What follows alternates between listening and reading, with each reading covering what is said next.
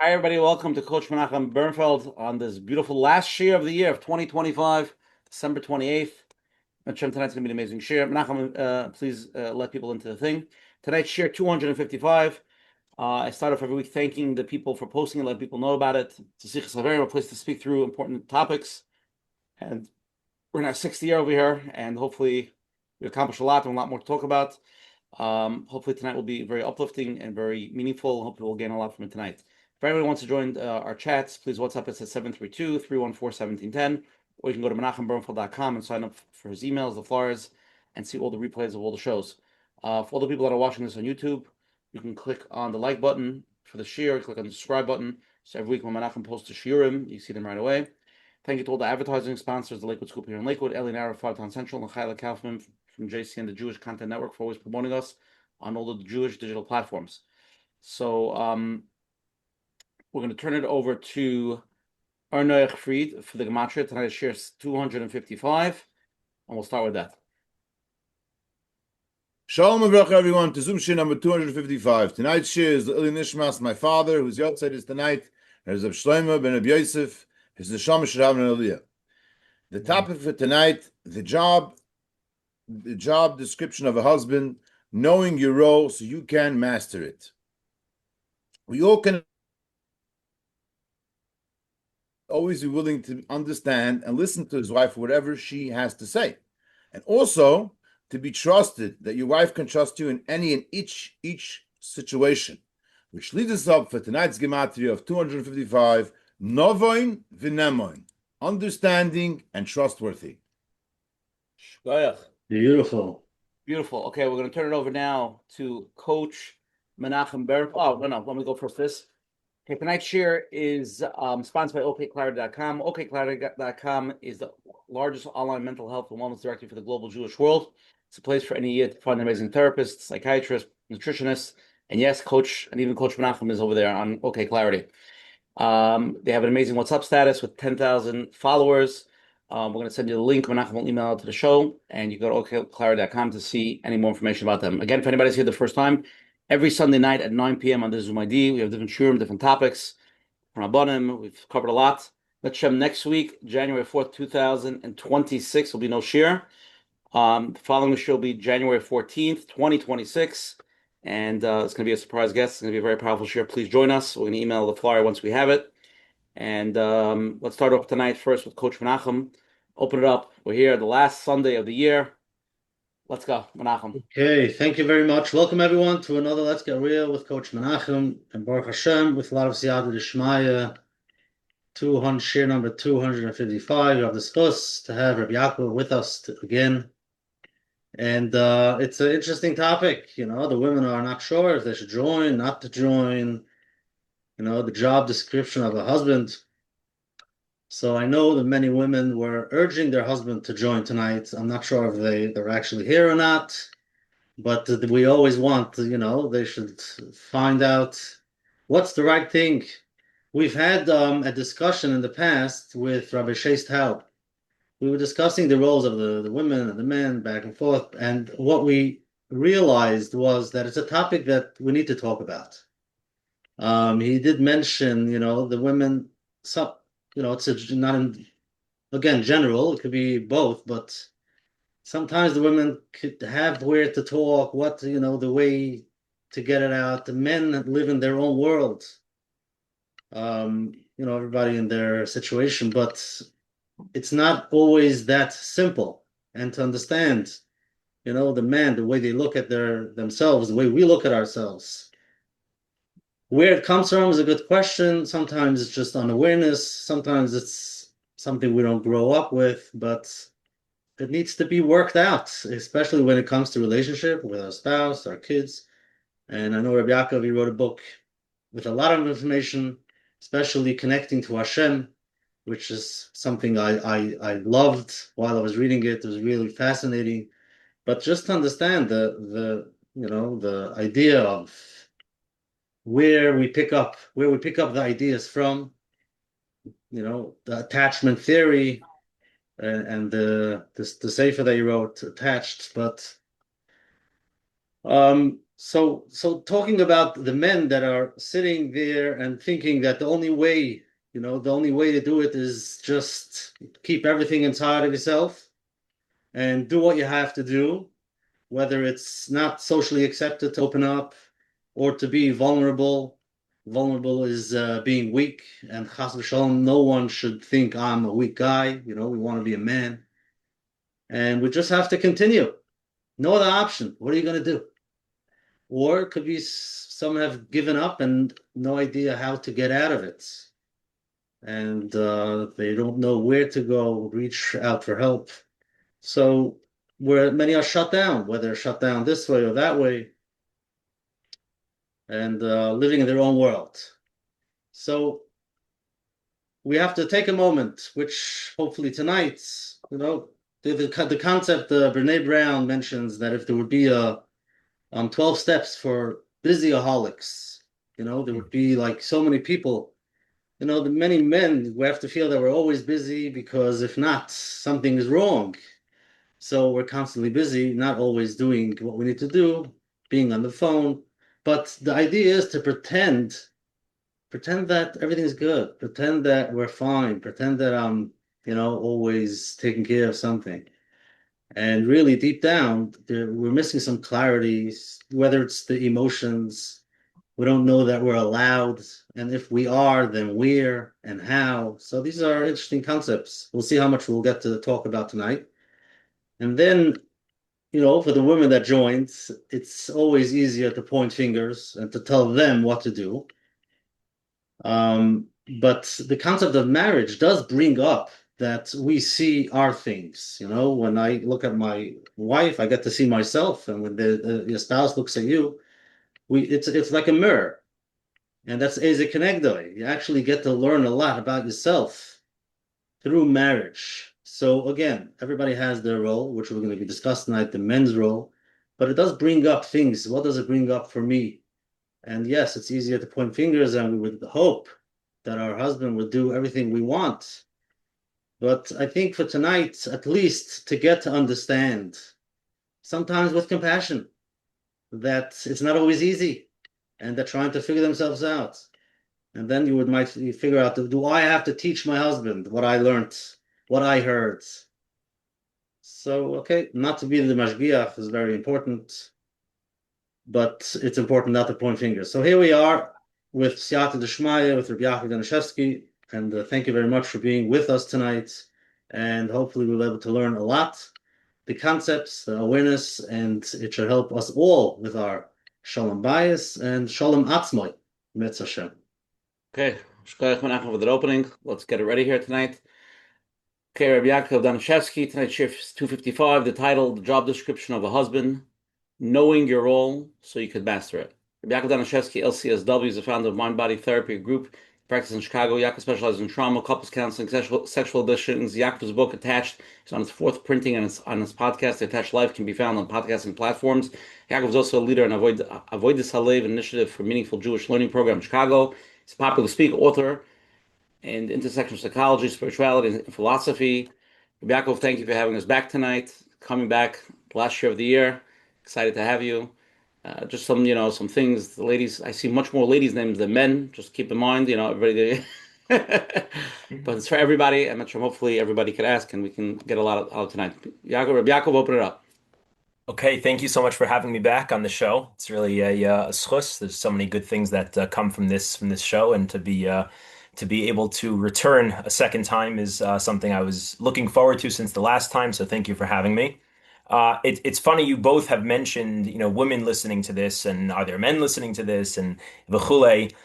It was actually, I was very hesitant to give this topic and to speak about, I'm still hesitant to speak about what I want to speak about tonight, because I'm very concerned that this is going to primarily be listened to by women, and it's going to be primarily listened to by women who are feeling underwhelmed by their husband's performance of his job that I'm going to describe. And this sheer, or this talk, this explication of what is the husband's job description will end up being something that is used in a sense as fuel for the unhappiness, fuel for the criticism.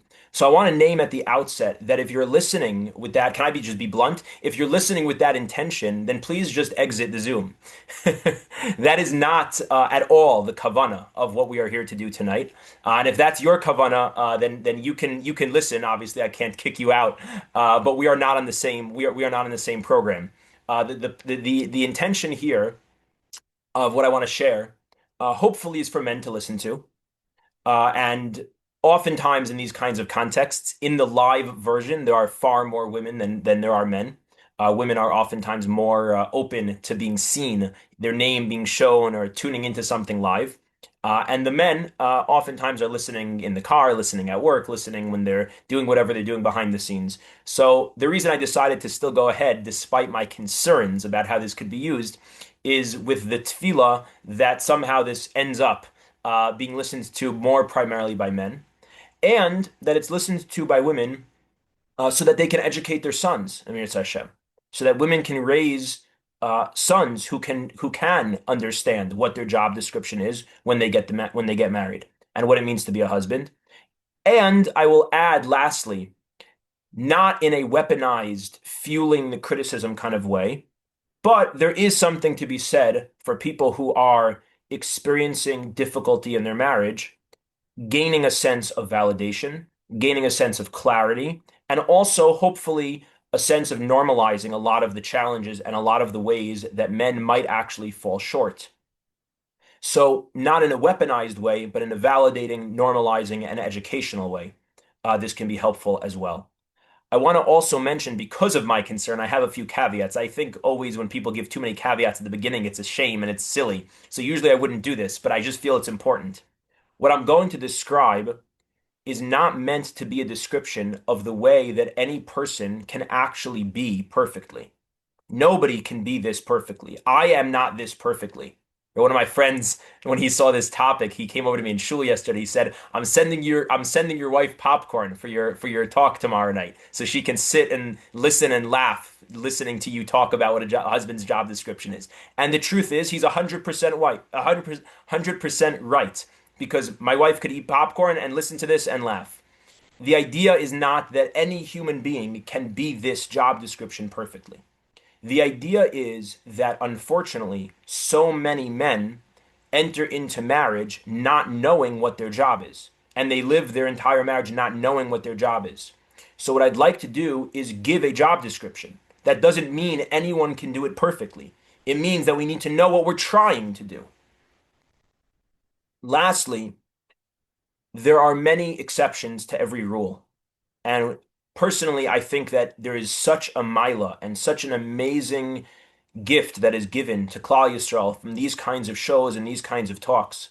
But I can also tell you that I've lost count of the number of times that I have heard people weaponize, distort, and misuse therapeutic, psychological, or Torah concepts that they have heard from these kinds of talks. Because if I give something over in a generic way right now, any of you can use that however you see fit to criticize, to make an issue, to justify, rationalize your own behavior, and whatever it is.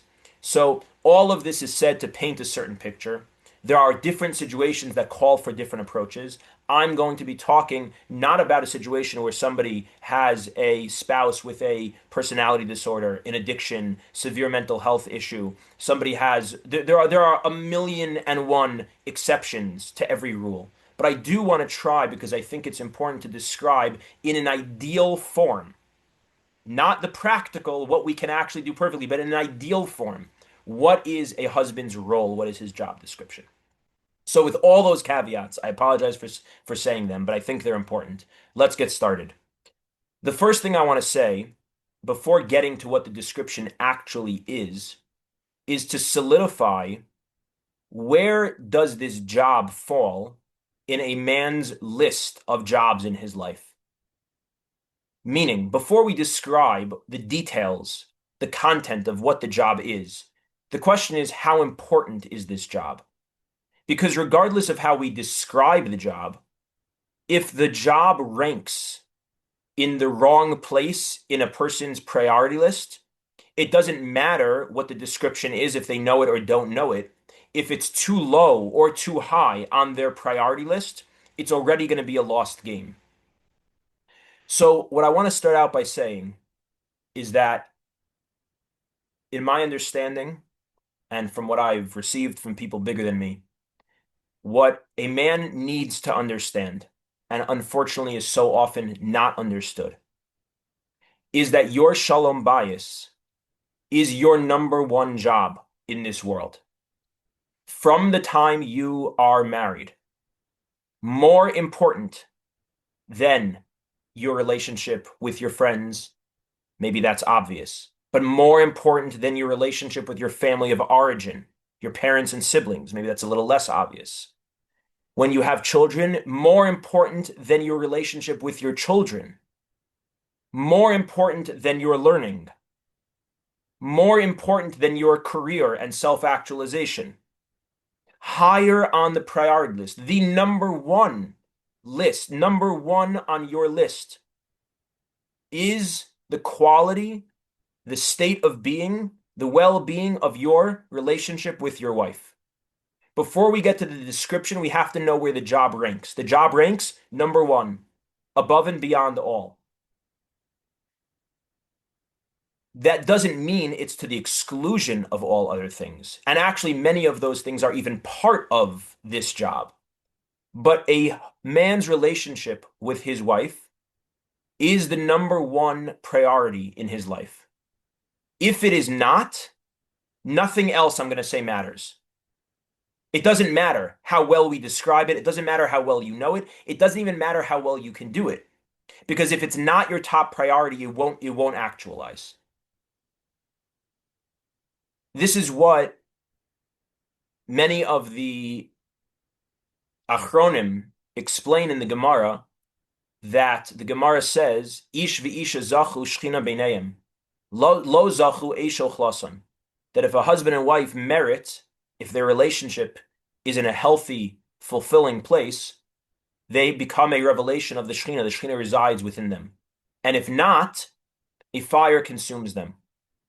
In the Sefer Binyan Habayis, which is one of the primary svarim that I'm going to be quoting from and working off of tonight, it is a masterful sefer that if you have not learned, I highly recommend it in the strongest of terms, that every husband should be learning this sefer. It's called Binyan Habayis by Rav Shachatavitz.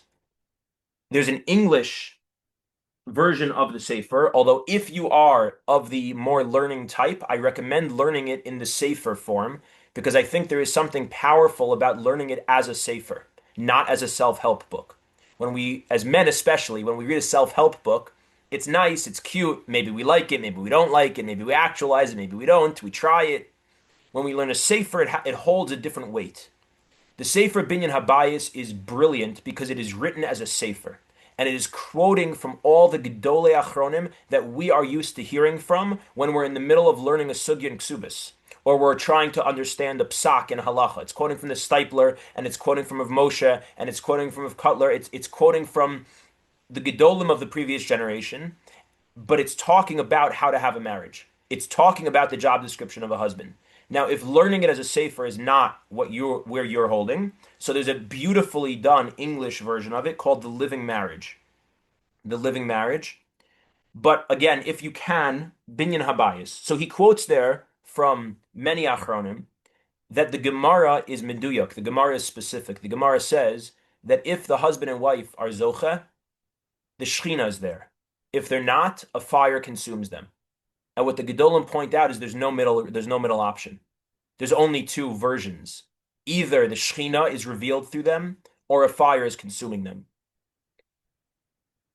If your shalom bayis is not the most important thing in your life, it will never be successful.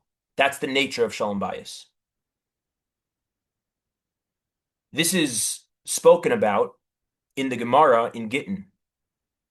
The Gemara in Gittin, where Rabbi Yossi says, I refer to my wife as Basi. In all my days, lo nikresi liishti ela Basi. I refer to my wife as Basi, as my home. What is he saying? So it's explained that what he's saying is just like your home. Of course, at times you travel. Of course, you go out of the home on a daily basis. Sometimes you go out of the home on a more long-term basis or short-term basis. But in the end of the day, your life, your day-to-day lifestyle activities, they revolve around your home. Your home is the home base. That's what it is. It's your home. You might leave, but you come back. You leave for 2 minutes, you come back. You leave for a week even, but you come back. You're tethered to your home. Your home is the core. It's the hub. It's at the center. And all your other activities revolve around the home. You might even spend more time outside your home than you do at home on a regular day. But your home is still your home. Lo nekresi leishti ela beisi, I refer to my wife as my home, means to say that my wife, my relationship with my wife, my shalom bayis, is the home of my life. It's the core. It's the central pillar. It's the hub that everything else revolves around. Yes, I have starim, and I have tefillah, and I have a social life, and I have community things I'm involved in, and I'm on this board, and I donate time to this ma'aseh and to this organization, to this initiative, and I have friends, and I work out, and I have a million, and I have a job, right? I have a million different things, and I might even spend more time outside the home than at home. But my wife is my home means that my shalom bayis is the core, it's the center. Everything else revolves around that. Not that at the core is my job, and my shalom bayis is one of the things that revolves around my job. Or the core is my chesed in the community, and my shalom bayis is one of the things that revolves around that. Or the core is my sdarim with my chavrusas and my daf yomi, or my the shir I go to, and my shalom bayis is one of the things that revolve around that. No. My shalom bayis is the core, and everything else is revolving around that. That is the first and most important piece. Once we have that, now let's talk about what is the job description. So I know that this intro part is supposed to be shorter. I have way too much to say on this to be able to do it short. I'll do what I can, and Coach Menachem, you'll tell me whenever I should stop, and we'll transition into questions, and then hopefully we can get to other pieces through the questions. So what is the job description? The job description goes like this. Number one, that I need to know. I'm pausing because I'm realizing this is also a little bit of a hakdama to the job description, but there's too many hakdamas happening. So let me just skip that hakdama. Hopefully we'll come back to it later. Let's go to the job description. Number one, my job, most fundamentally, my job as a husband is this: that my wife never needs to go through anything in her life alone. Let me repeat that. That is the core topic sentence of the job description. That as a husband, my wife never needs to go through anything in her life alone.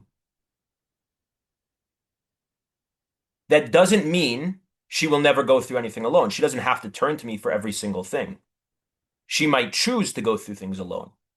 But my wife never needs to go through anything in her life alone.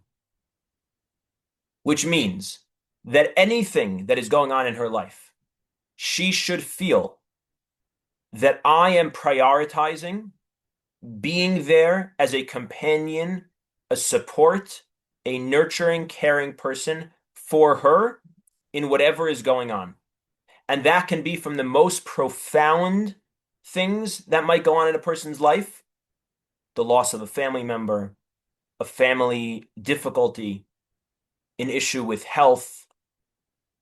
And it could also be to what seem like the most mundane things, like a fight or a drama with friends, or something in the community, or something at her job, or something that happened during the day, something that she had an anxiety about, something she got stressed about, something that happened with the kids at home.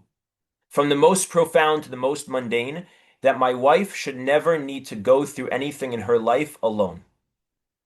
That is the first piece of what it means to be a husband. That is the job description. Next, the second part of my job description is that I invite her into my world. So while the first part is that I make myself readily available to accompany her in her world, that she never needs to go through anything in her life alone, meaning I am readily available and eager to accompany her when I'm invited into her world. The second part is that I invite her into my world. What does this mean? So another book I want to recommend is a sefer also from Rav Gamliel Rabinovich Shlita, Tzaddik and Mekubal in Eretz Yisrael and Yerushalayim. He has a book in English called The Essence of Marriage, holding it up to the screen, if you could see, called Sefer Tiv Hanisuin. It's really an excellent book. He opens up with a complete chapter on the importance of a husband consistently asking his wife for advice.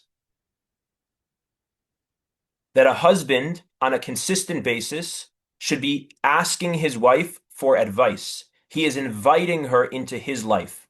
He tells a story. This part's not necessarily about advice, but he tells a story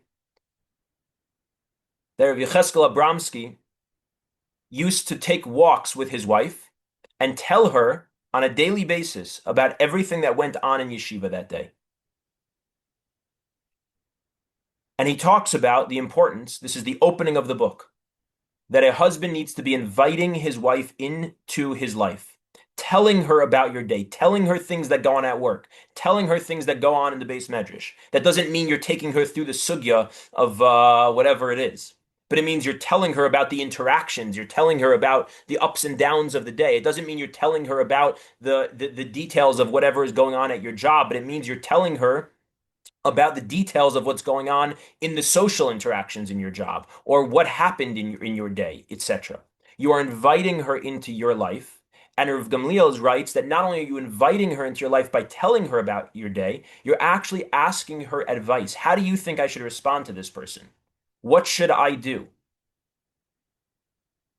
Along with that comes number 3, which is telling her your feelings. So what does this mean? I want to break this down into 3 parts, telling her your feelings. Number 1, appreciation, expressing your appreciation of her. Now, when I say appreciation, I'm going to contrast that with love. Appreciation means I'm appreciating things you do. I'm expressing appreciation about things you do. Now, I'm specifically calling that telling her my feelings because people can sometimes express appreciation, but from a place that is removed. It's like I'm describing something, but it's not that I'm showing my appreciation or my feelings about it. But what needs to happen, what a wife needs from her husband is not only the words of appreciation and the description of something that happened, but that it's actually, I'm appreciating it because I'm saying something about myself, that it meant something to me, that I like when you do X. It was very meaningful to me when you did this. It was so helpful for me when you did that other thing. I appreciate so much when you did this. So there's an expression of my feelings of appreciation, and appreciation specifically means appreciating things that you do. Number 2 is sharing my feelings of love.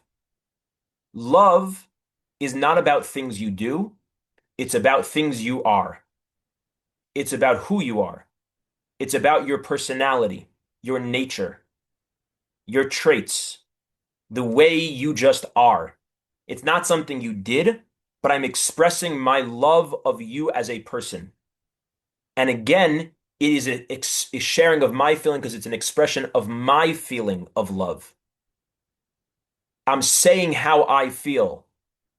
Now, that can be the words, I love this about you, but it could also be more subtle and more nuanced, which will be even more meaningful and rich, which is to say something about how it lights me up how you are blank. It has changed my life how you are blank. It's this is something that I love about you. So I'm sharing my feelings of love about you. And again, appreciation is things you do. Love is who you are. Now, the last part of sharing my feelings is where I'm going to say something that might actually differ from a lot of what you'll read, especially in the frummer types of writings about Shalom Bayis. So I understand this might be a little bit controversial. I believe it is essential that a husband share his feelings of what we'll call distress feelings as well. We could call his feedback. Some might call it, but a lot of therapists who get overly caught up on language don't like this term, your negative feelings. They don't want to call it negative because we shouldn't label any feelings negative. All right, but your negative feelings, feelings of hurt, feelings of disappointment, feelings of frustration, feeling of loneliness, of rejection, whatever it might be. Sharing with her feedback about the ways that she is doing something that you do not like. Now, here's the key. Number 3, in my view, is of essential importance for a good marriage, that a husband does share those feelings with his wife. But you cannot do number 3 if you don't do a whole lot of number 1 and 2. If you express a proper amount, which means a lot of appreciation and of love, then you can and should share feedback. So much of the problem is that people don't share feedback, which then leads to so much resentment and so much walking on eggshells and so much separation, so much hiding, so much shutting down. And they think, well, I can't share feedback because the time I tried sharing feedback, well, look what happened. Well, yes, you know why that happened? Because you don't share any appreciation or love. You only shared feedback. There needs to be a lot of consistent appreciation and love that is shared. And then there can be, and not only can be, but should be, less of it, but there should be at the right times in the right ways, which would take more to talk about what are the right ways, an expression of feedback. Because actually, and this is why I gave a talk on this a little bit ago, more at length, so Ayin Sham, I guess, if anybody is interested in this topic more, or maybe we'll have time to get to it in the questions. The notion of I can't change my spouse, I think, is a very oversimplified and, in my view, mistaken concept. Spouses should absolutely be changing each other. That is what marriage is about, actually. We are changing each other. We should be looking to change from each other. And we should be looking to grow together. And part of growing together means hearing the other person's feedback and being able to hear it and being able to express it.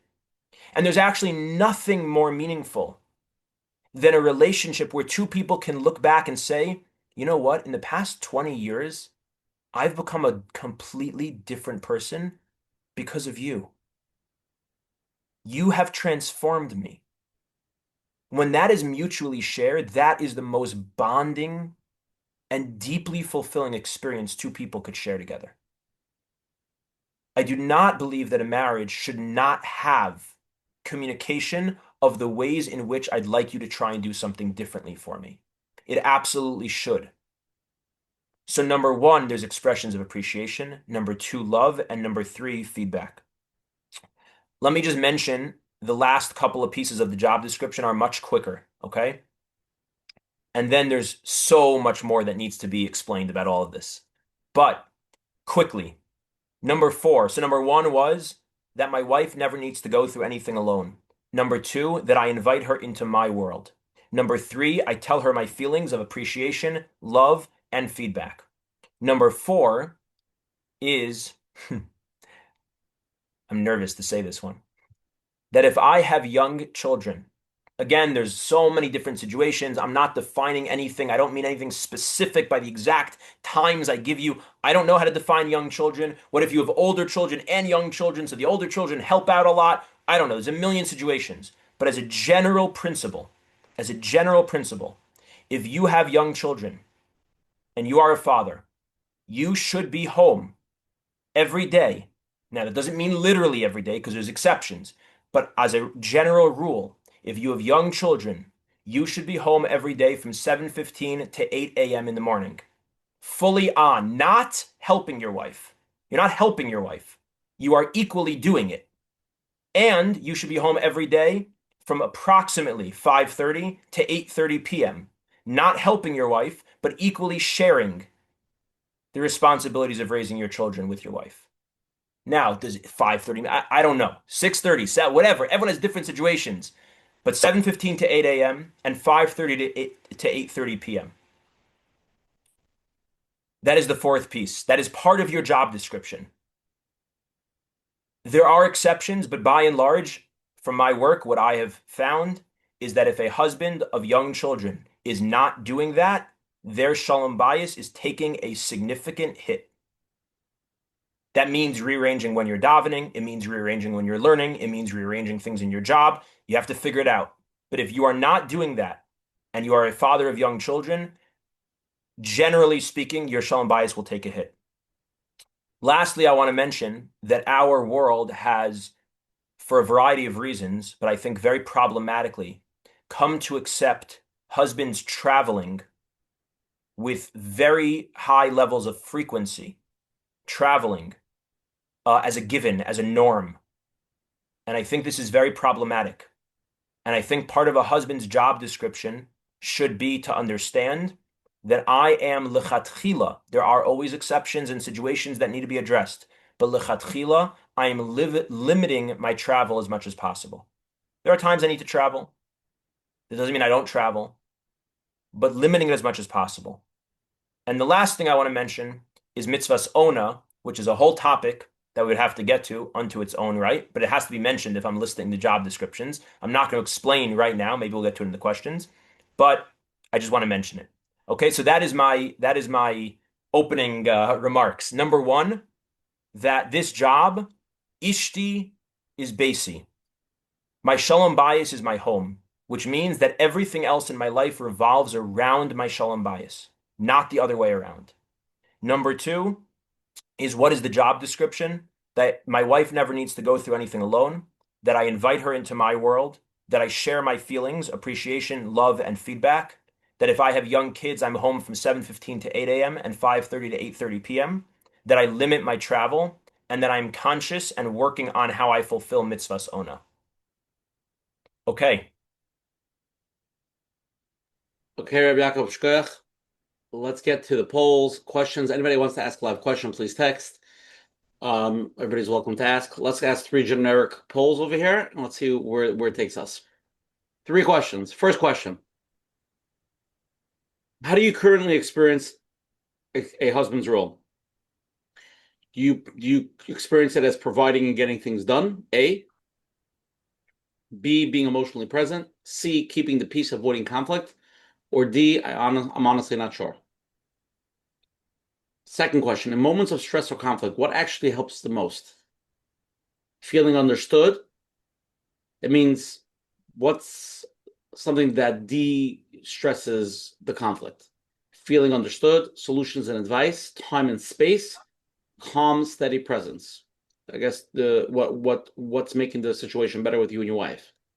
Feeling understood means your wife feeling understood.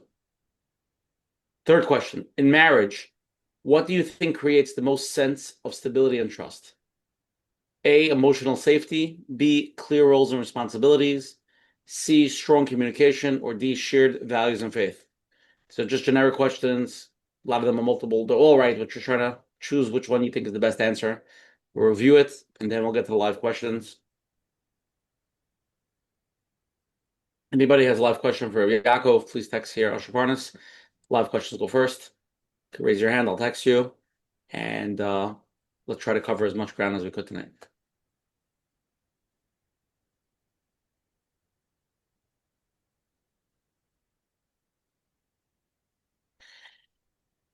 Five more seconds.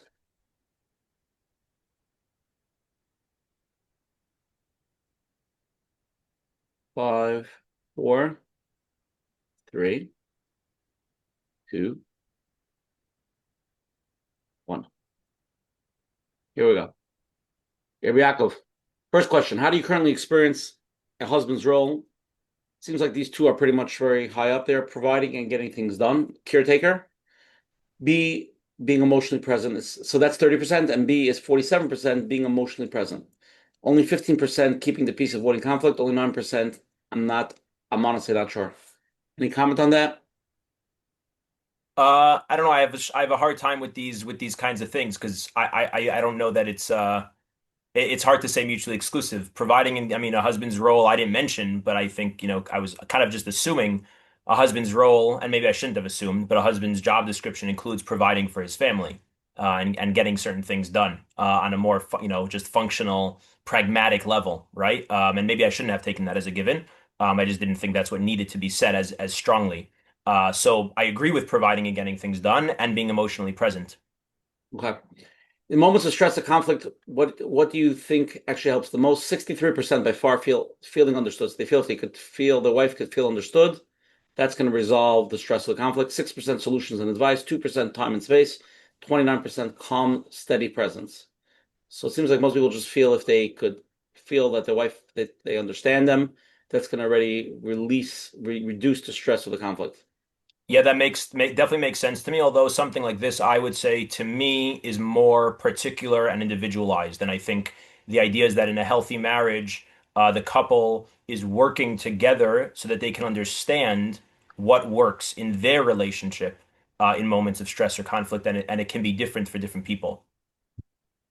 Final question. In marriage, what do you think creates the most sense of stability and trust? 45% of people feel emotional safety. It's the number one answer. Clear roles and responsibilities, only 4%. 38% strong communication. 13% shared values and faith. Okay.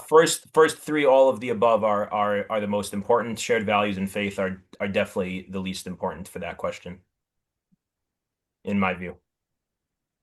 Okay. Very generic, these questions. I don't think I think we'll just get the general concepts out. Um, just before we get to the questions, a lot of people are texting. A lot of the roles that you described now, not that we're trying to shift it onto the woman, but somebody was texting me. Very similar roles would be for the woman also. Yes, I was thinking about that as I was preparing this. I do think there's a great deal of overlap. I think the differences in men and women, which are very important, and clearly we see in Yiddishkeit that we believe that there is a real difference in gender roles. But I think a lot of the ways that that's assumed, the differences that are assumed are actually often not actually what the differences really are, and that notion is misused, and. And so I just say that to say that, yes, whoever's asking that, I agree. A lot of this is the same for women, but I do think that there's a bit of a different emphasis in how the job description would need to be presented for women. Just mention right now, actually, I'm in the middle of giving a course. There's somebody, I don't know if you've ever had her on. If you haven't, I would recommend it. Mrs. Rachel Goldbaum. She is a dating coach, college teacher, intimacy educator. Yeah. She's amazing. So her and I are giving a course right now, a 6-week course, for couples on building intimacy, and you have to sign up I think it's the first of its kind. You have to sign up as a couple, and it's a parallel course. The men are doing 6 weeks of the course with me, while at the same time the women are doing the 6 weeks of the course with her. And our content is largely similar in its essence, but there is a difference in the presentation of it and the emphasis on what the role is between in contrast of the husband and the wife. And so, yes, a lot of what I said on some level applies to women, but I would present it differently if I was speaking to wives. I am intentionally presenting it in a certain way, speaking to husbands. Okay, amazing. Everybody, let's get into it. Gidon, you're on. Hello, Rabbi Danishefsky. Thank you for coming out and giving this presentation. Thank The you. question I have is there's an idea that the job of a husband is to provide protection, stability, and security. Is this accurate? And if so, what does this look like? Uh, I mean, those words definitely sound very nice. I like that. I don't mean that like in a cynical way. I mean, Oh, yeah, gotcha. that sounds great.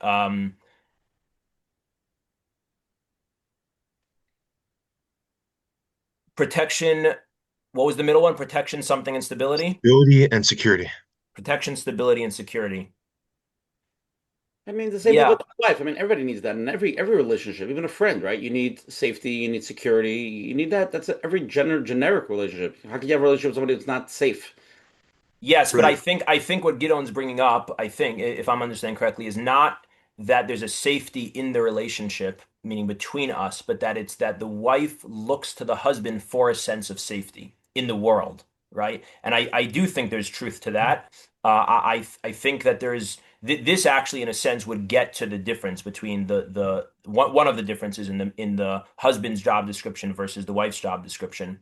I do think there's a sense in which a husband needs to be able to be on some level a kind of somebody that it kind of goes, I'm sorry, it goes to the first thing I was saying of her needing to feel that she can turn to you and that you're going to be available to her for whatever she's going through.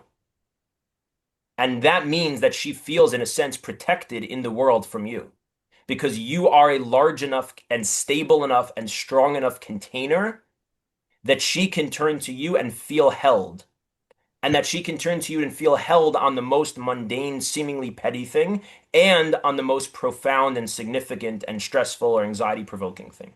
So she can turn to the husband and know that he's available to be a container that can hold the ground for her on whatever she's going through. I think there is a sense in that in which the male plays that role in a more dominant way than the female. Sure. And I guess how's that different from then what the wife is going to provide? So I think the wife is meant, again, I don't think these things are in black and white or in extremes or binaries. I mean, it's not one or the other. I think that there are times that a man should be able to turn to his wife and turn to her for that sense of that she can hold the space of my emotions and my vulnerability. I think that's very much very important, as I was talking about before, inviting her into your world. But I think that there is a sense of primarily the wife bringing that out kind of more strongly in the direction of the wife to the husband. Sure. Thank you. It's very interesting, by the way, thinking about this a lot the past few months, how many times we see in the parshios we're reading right now that we just finished, men crying, grown men crying again and again every single week, like over and over again. Grown men crying in the Torah. It's like a lost art. Yeah, I guess just because you brought up, I mean, I wasn't going to ask this, but there's the stereotype of like man's got or husband's got to be he's got to be strong, he's got to Right. be tough, and like it already sounds like you've addressed it. That's not accurate, but Well, what I'm saying is I do think there's truth yeah, to it. I do think there's truth to it. But I think that it unfortunately can be overdone, right? It's taken to the extreme. And taken to the extreme, I think it's misconstrued and sure. misused. It can be very tricky because, first of all, number one, emotions, it could be just the concept of emotions, number one. Number two, for men to understand what it is. And what you're saying is that he should be able to hold the space. And then the next day he's expressing his concerns to her, and she's like, oh my gosh, who am I gonna, if he can't hold the space? And, that's where it can get a little tricky because he has to be the one holding the space. Well, but that's why I think that the roles shouldn't be overdone like that, because I think both can be capable of holding the space. And I think in a strong marriage, what happens is that there is a kind of continual shifting back and forth between who is the one who needs to be held and who is the one holding. And that on even on the exact same issue, take two parents who, let's just say it's not even about something in his life or her life, it's in their shared experience. Let's say it's one of their kids. They're struggling with one of their kids. And let's say they're both very involved. They're both in it on this. So there's going in a strong relationship, the way it's going to be is that there's times where she is at the brink of Yeush. Like she is having the hardest time with like what is going to be with this kid? What are we going to do? It's our whole family is being affected by it, and she is losing hope. He's not making it through the system and school, and she's losing hope. And he is the anchor, and he in that moment needs to be the anchor. He needs to find in himself that space to be the container to hold that, and to be there to be able to hold solid ground for that. And then the very next day, he can be losing it. He could be in a place of totally, I don't know what's going to be, and something set him off. And she needs to be able to hold it. She needs to be the anchor. She needs to be able to hold that solid ground. And in a healthy relationship, it's going to go back and forth. And there's going to be times where actually both of them are losing it. And then together they need to figure out, where do we find that solid ground? Or they need to make the space for each of them to be able to have a moment of losing it. However that looks. But it goes back and forth. And I think it's a mistake to over gender role who's the one holding and who's the one being held. I think maybe it could be true that if we would add the quantities, it would be more primarily that the husband is holding a sense of strength and the wife is needing to be held. But I'm not sure how convinced I even am of that truth. I think every relationship is a little bit different.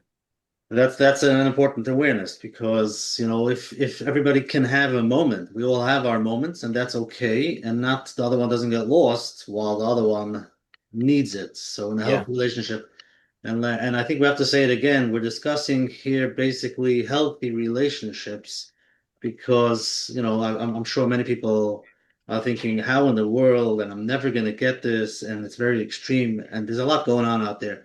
But again, we're trying to see what is healthy and how each can be there for the other.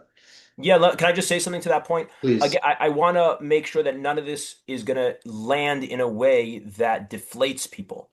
The idea is that I think there is a real importance to knowing to be able to hold a space and an awareness of what something could be, what something is ideally supposed to look like. Something actually that I mentioned her before, that Mrs. Goldbaum has mentioned to me. I hope I'm quoting this correctly. I apologize if I'm not. Something to the effect of that in her experience of working with Kalas, she has many times asked, can you tell me about the relationships that you've been exposed to, the marriages you've been exposed to that you would like to model your relationship after? And far too often, the answer is that there is none. And that's why I think, despite all this, that is exactly why, despite all the hesitations and concerns I had of giving this talk, I felt it's important to. We should at least know what it's supposed to look like, so that we have something to strive for, so we have something to educate based on. Of course, every situation has so many complicating factors, but we should at least culturally know, what does a real Yiddish marriage look like? What does Shalom Bayis look like? What is the goal? And this is real. This is attainable. People can have this. That doesn't mean it's not all or nothing. Amazing. Is it okay if I mention one other point on what Gideon brought up, or do you want to move to more questions? You can go. It's okay? Sure. Okay. One of the things that I find that is most often one of the most common phenomenon that get in the way of a husband being able to be there for his wife's emotions is as follows. I think this goes on so often. This is like my wife's popcorn moment from that I mentioned to you from my friend, because if she's hearing this literally just happened to us today. And I was like, shoot, I just did what I'm about to talk about tonight that we're not supposed to do, right? And then I realized, like, no, it's not about not supposed to do it. It's about, you have to be able to catch yourself when you do it, and that's okay, right? So the goal is not that we're perfect. The goal is to be able to have self-awareness to reroute, because this literally happened to me today. So one of the things that I think happens so often in so many marriages is that a wife will be stressed about something.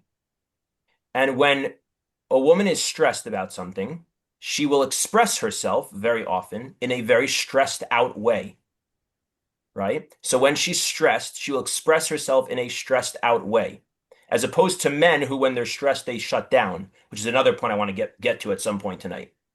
As opposed to men who, when they get stressed, they shut down. When women get stressed, they express their stress.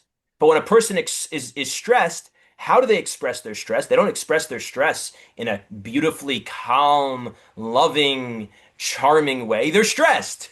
So they express themselves in a stressed way. Now, here's the thing. Contrary to popular belief, men are highly sensitive. And men have very fragile egos. And when men hear their wife stressed, their initial knee-jerk reaction is to think that their wife is blaming them or criticizing them. And what happens when a person feels blamed or criticized? They become defensive or dismissive or withdrawn. That exact dynamic right there, a stressed wife whose husband perceives her expression of stress as being an attack on him, that, I believe, is one of the most common, typical sources of marital breakdown or marital conflict. Husband gets home from work after a long day. His wife has been with the kids since they got home from school. She is overwhelmed and stressed. None of them like the dinner she made. You fill in the blank, v'chule. He walks in the door. He had a long day. She is looking at him and saying something to him in a way that is stressed out, and he thinks she's blaming him for not having been more helpful with the kids. And now he's not able to show up for her emotion because he thinks he's being attacked or criticized.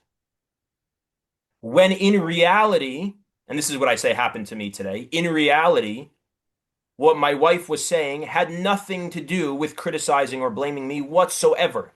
She was just expressing her stress. And when a person is stressed and expressing their stress, it comes out in a stressed way. But it actually has nothing to do with being critical of the husband. Now, that doesn't mean that there shouldn't be a parallel talk to this talk, trying to help women learn how to express themselves in a way that can be more conducive to the husband showing up. It's not about one or the other. That's also a very important talk. How do you express yourself in a way that invites empathy, that invites support? Okay. But what men really need to work on is depersonalizing, noticing I'm taking this personally, and it may not have been personal. If you have more of a Gemara cup, if you learn in Lamdish ways, I made a hanacha. And you have to, minolan, mehechetesi, you have to stop yourself and challenge the assumption you just made. Right? My wife said X. I interpreted it as Y. She didn't say Y. I interpreted it as Y. I heard it that way. Now, she might not have said it in the nicest way. I'm not crazy. But she didn't say it as a criticism of me. But because I heard it as a criticism, I can't show up for her. When we can get out of that place of personalizing it as a criticism, we as the husbands can show up so much more fully and readily for our wives in their moments of stress, and it changes the entire trajectory and course of how that interaction will then go. Let me pause here for a second. I want to go to the next live question. You're on. First of all, thank you so much to Coach Menachem and Usher Parnas for collaborating and making this happen tonight. Also, a big shout out. Thank you so much to Rabbi Danishefsky, myself, and my wife, our avid listeners of your podcast. Incredible, really, really. Thank you. Put together, it's beyond empowering. My question, I guess, is a lead up to what you just said. Maybe if you're able to elaborate on it. I'm asking for myself and maybe a friend as well. As always, in my role as a husband, how do I tell my wife to calm down during stressful moments in the most effective and understanding way? Practical and realistic. Yeah.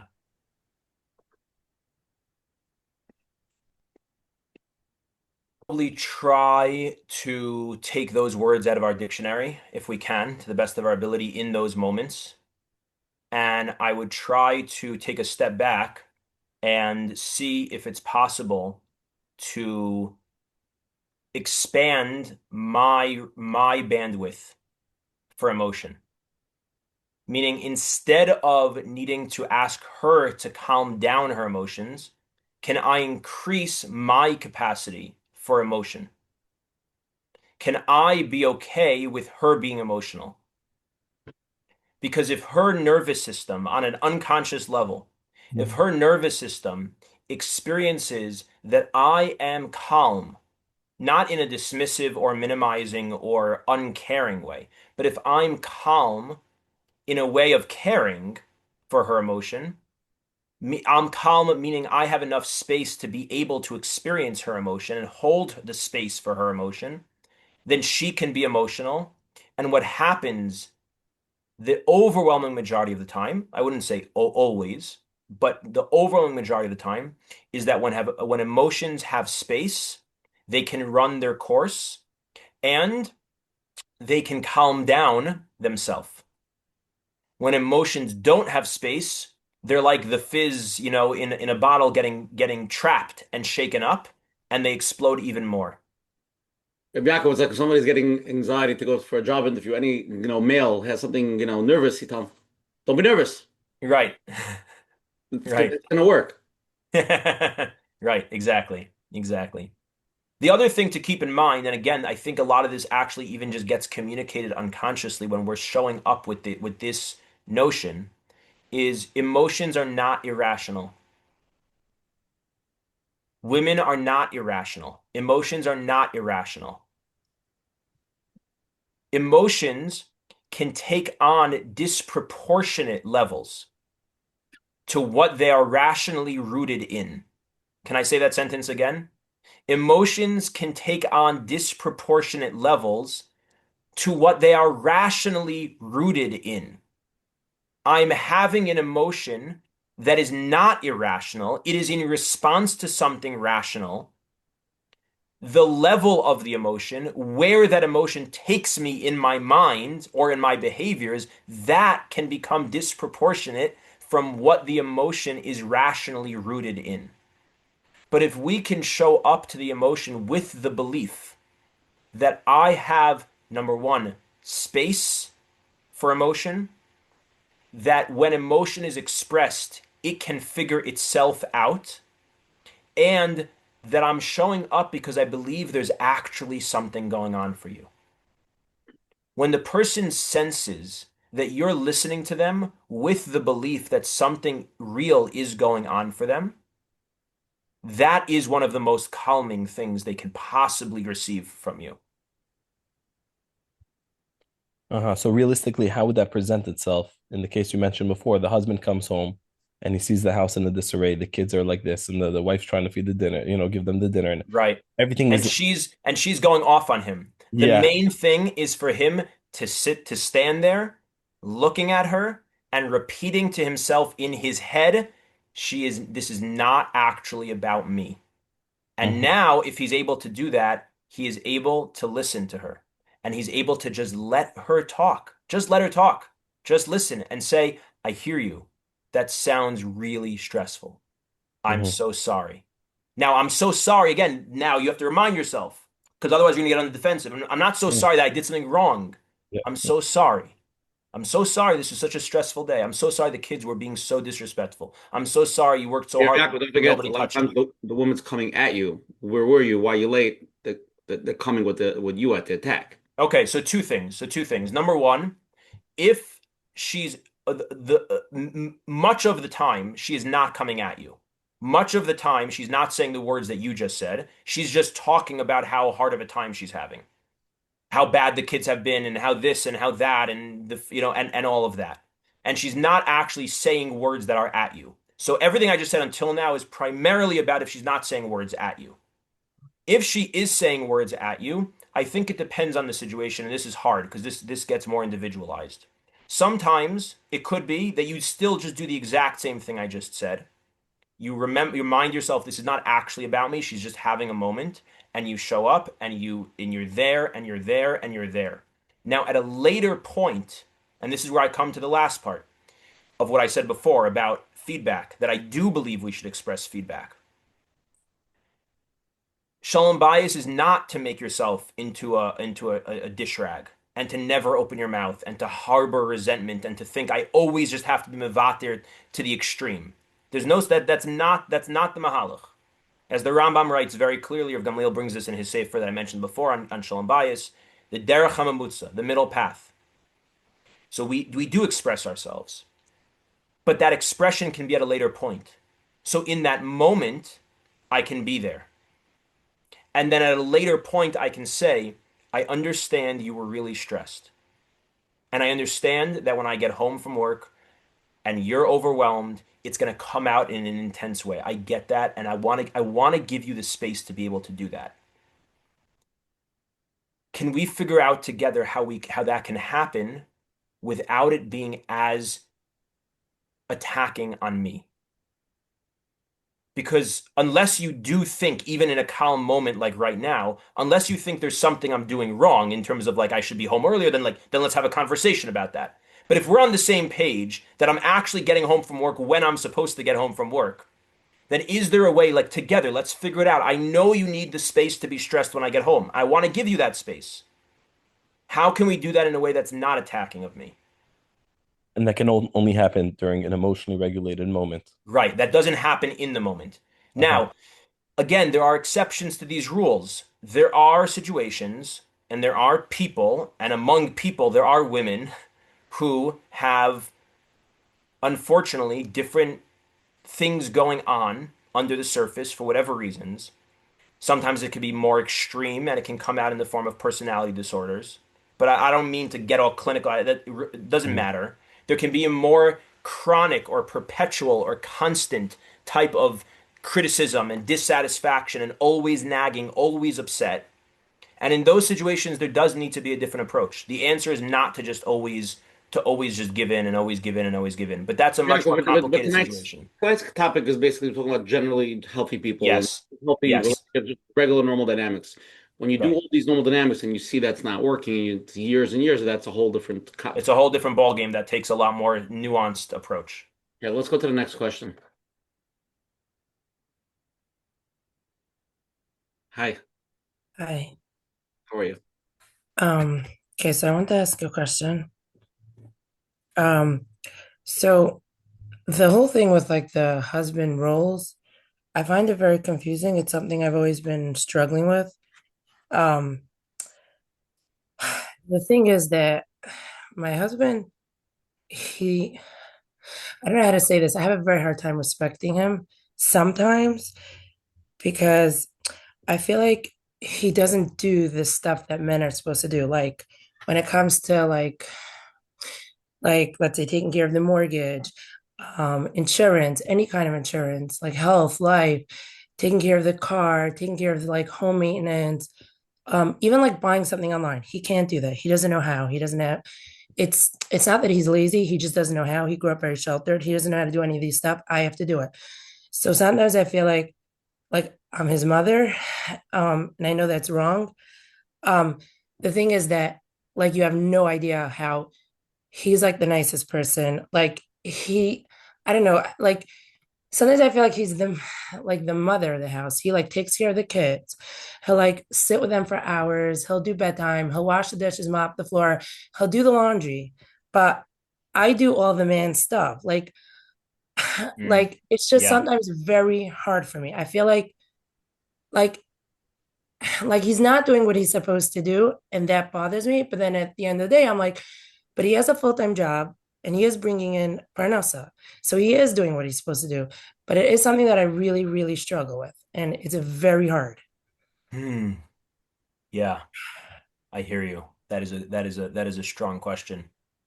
So something like this obviously is much more particularized, right, and individualized than kind of the level of things we're talking about right now. But I don't think it's out of the realm of possibility to have a relationship that is negotiated and navigated in which some of these roles might be switched in some ways, right? But that has to be worked through and has to be spoken through, right? And I guess the question in your situation, from what you're describing, again, I'm only able to speak to this on a super bird's eye view, and I don't know if anything I'm going to say will be helpful or not, and you know, from that distance.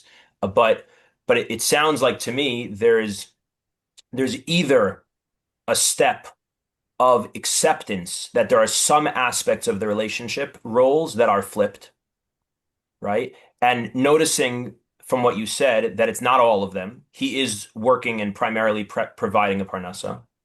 Yeah, And I don't work. He brings right, some income. But right. the reason So it frustrates me is because like if I have a question, I'll reach out to friends and I'll be like, "Oh, can you help me with this?" They're like, "Oh, I have no idea anything about this. My husband takes care of it." And then right, it's at times like this when I feel like he's not doing what he's supposed to. But right. then he's doing everything he can. He really is. And then I eat myself up that I'm getting upset at him when he's really only doing whatever he can. Right. So again, number one option is that there's a level or there's work of acceptance of the nature of the relationship that you have, and especially with the detail you just added, right? Not allowing comparison to other relationships to enter, because that can be very, very damaging, like you just mentioned. Or the other option is that there's a process of open communication about restoring or shifting the way that some of these roles go, right? So these are the two options, right? Like there's either the work of acceptance of the way things are and and embracing learning how to embrace that, or there's the work of challenging conversations to shift that, right? To shift some of those details, and it's not all or nothing, right? So I hear you, and the situation could be that it needs to be worked out to get it back, or not get it back, but to get it to a place that's more similar to what I've been presenting tonight. Or it could be that your relationship doesn't have to be the way that the typical, normative relationship model we might speak about would be, because, like I've said many times tonight, not every situation is the same. There are many exceptions to all of these rules. There are a But lot of I'm relationships. wondering, What's like there are a lot of relationships that they're the general standard rules, right? Men work, women stay home, and she takes care of the kids. Like, but a lot of situations are not like that. A lot of times, a woman makes a lot more money than the man. A man helps out more. A man is more present because he's able to be more. Not all these roles are written in stone. So if I'm saying there is a certain amount of acceptance with every relationship, it's not every man does this and every woman does that. There is like, right? It's not everybody's the same.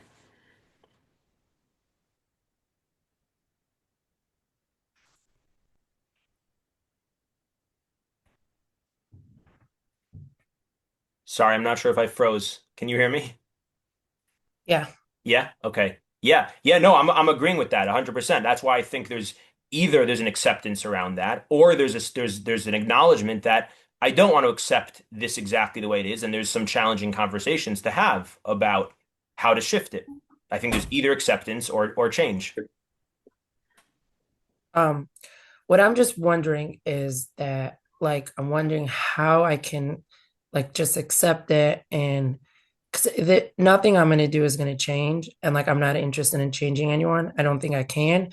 I'm just wondering how to move on from here and learn to respect that, even when, like, the general population does not seem to have it this way. Yeah. So I think it sounds like a lot of this then would be a question for you to kind of search more deeply inside yourself of what is it that makes it so hard for you this way. And I don't know the answer to I that. think I'm just looking to feel that, like, the like I'm being taken care of at the same time, because I feel like a lot I am taken care of. Right? But there is a lot that you are being taken care of. That he has So, a job. well, that he has a job and that he's very involved in other ways, right? Meaning Mhm. everything is a gain and a cost. So if he would be doing some of the things that you're saying you wish he would do, then he wouldn't be doing some of the things he is doing, right? So Right.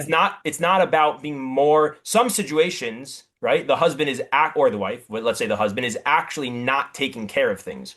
You're describing something different. You're describing that he is taking care of a lot of things, not only making money, but he's and providing. He's taking care of a lot of things. It's just not exactly the list of things that you would have prescribed.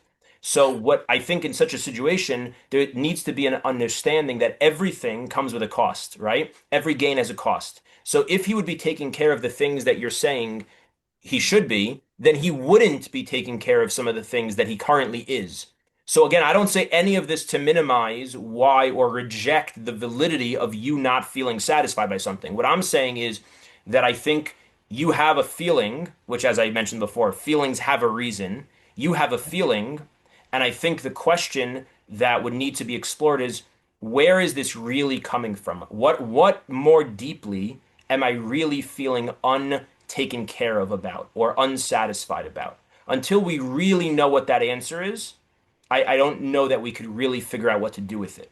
Right? What am I really experiencing in a way that is leading to my dissatisfaction? So it's really more of a level of acceptance on my part, is basically Yeah, what you're saying. I don't know. I don't know. But I think before we can know that, you would have to know what it is that's really going on for you. but it's not like it's an unhealthy situation. Like it's not an unhealthy balance. It doesn't objectively sound that way to me. No, it sounds like it's a little bit different than the norm, but that doesn't make it unhealthy. Uh-huh. Okay. And what you're saying is, we don't want to compare to others, but there are so many women thinking, I wish my husband would be with the kids and have a job and do the laundry and everything that she said. So it's like, Right. Can I just read a text? Not going to be helpful, but it's just a point. Can I read a text from somebody else? we don't know. As a man who, from a woman says, a man who doesn't make a living is far greater challenge to respect. She says she works 3 jobs and she's given up on some level. I really feel not taken care of at all. Tell the lady she should count her blessings. I don't know if that's helpful. Okay, thank you. Thank you. It's a good question. Okay, hi, you're on. Thank you. So a couple questions. The idea of, the husband being involved and giving and like the different roles that you mentioned, the different aspects and sharing. And what about a situation that I find comes up sometimes where the wife doesn't want to turn to the husband for those things? Like she's an independent woman. She's doing her own thing. She has her people, her friends, her advisors, and she doesn't necessarily want to turn to the husband for that.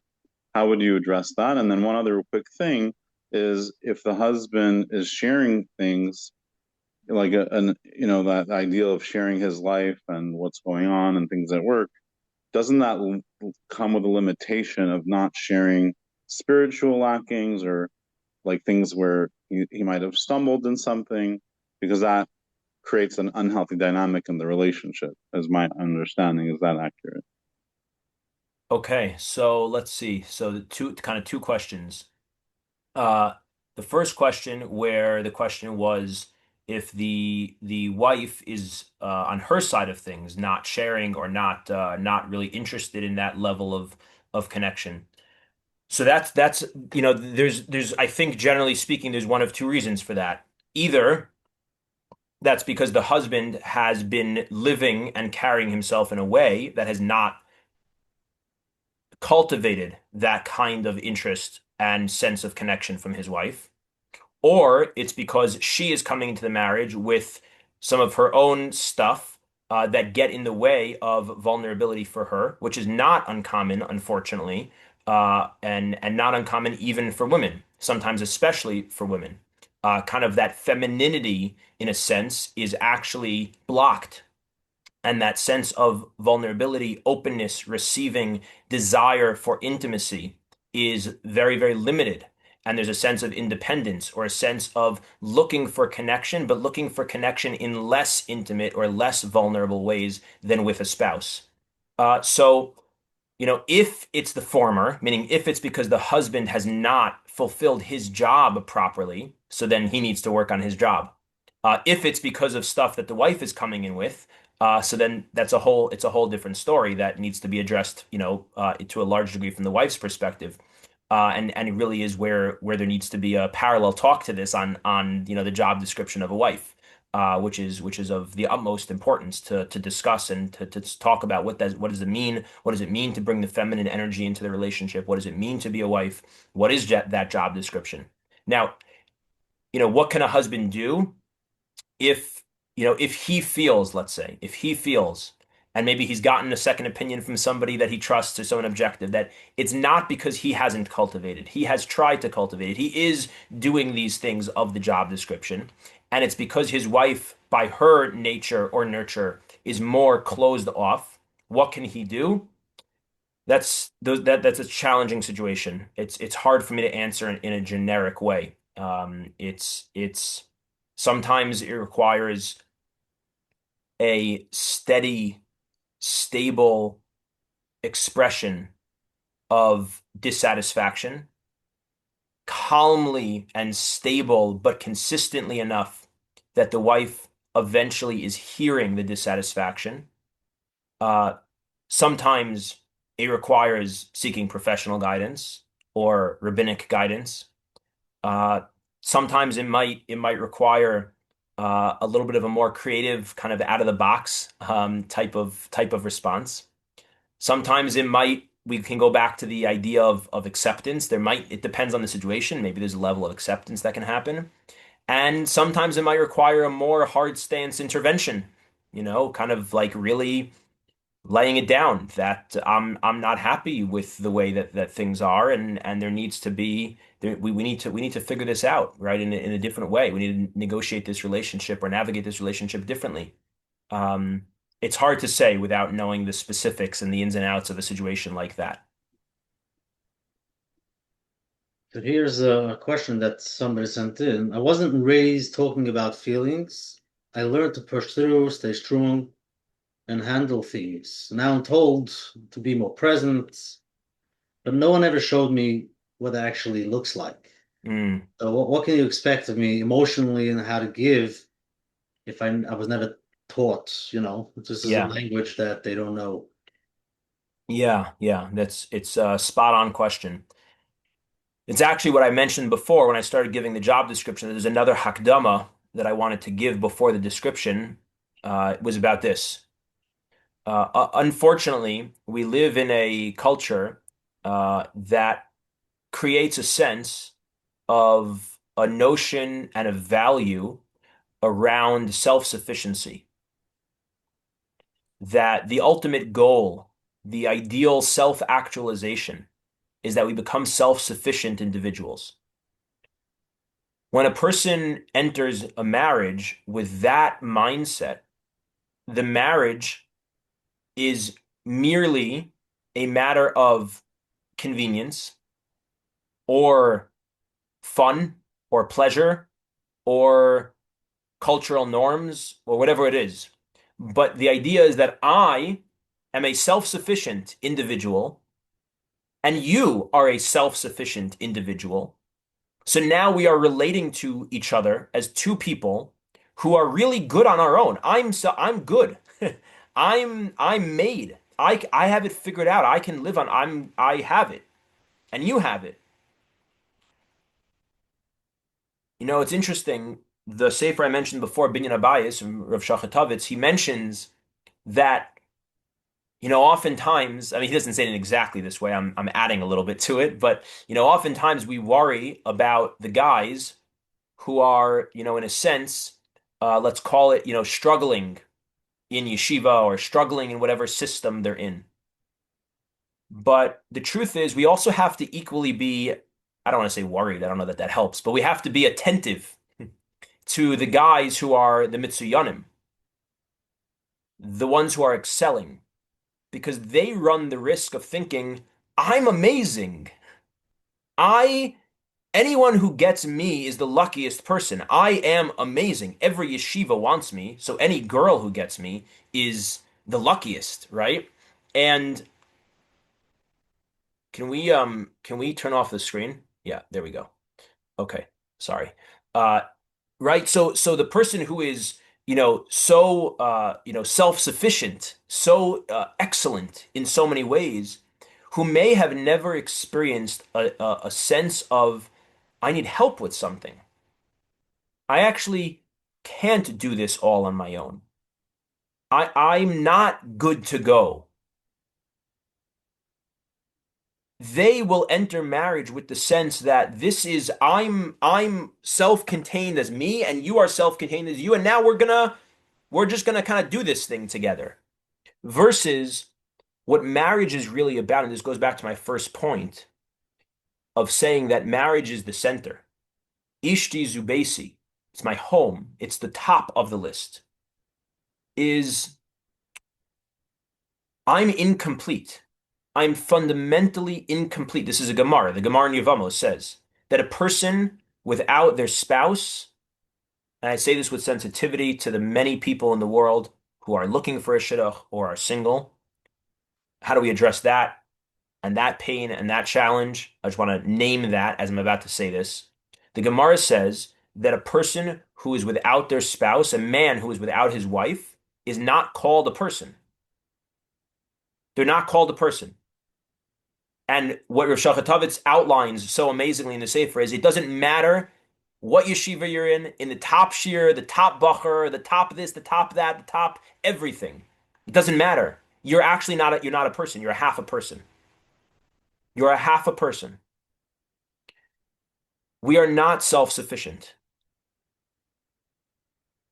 And marriage is not about me being self-actualized and now being in a relationship with somebody else who's self-actualized. Marriage is about the fact that I actually need you.